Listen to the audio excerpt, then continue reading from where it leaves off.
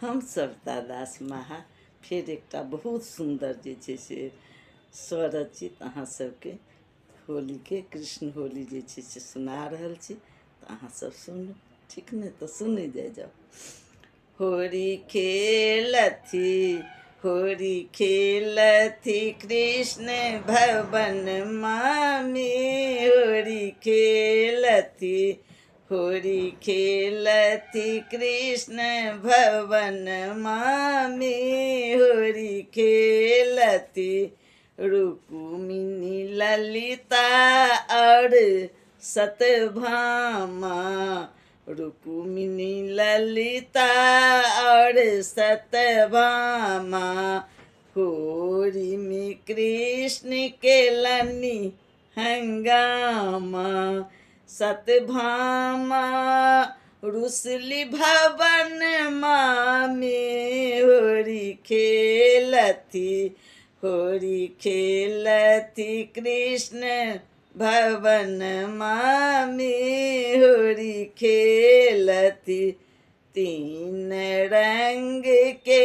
रंग बनौलनी तीन रंग के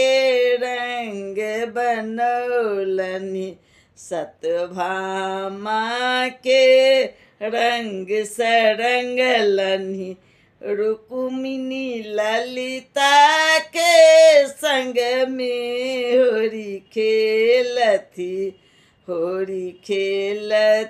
कृष्ण भवन में होली खेलथी बाजी गेल होली के ढोल नगारा बाजी गेल होली के ढोल नगारा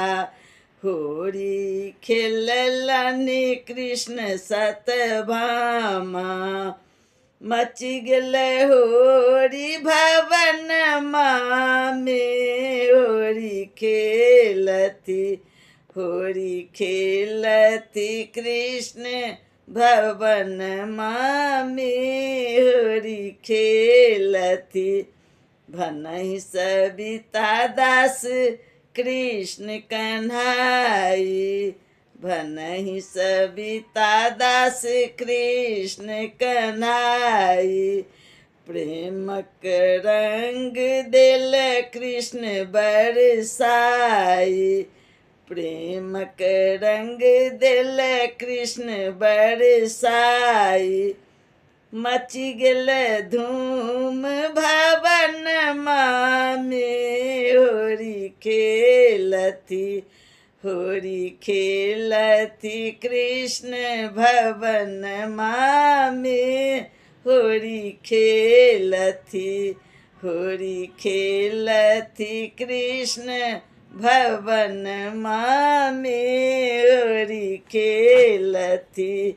होली खेलथी कृष्ण भवन में होली खेलथी।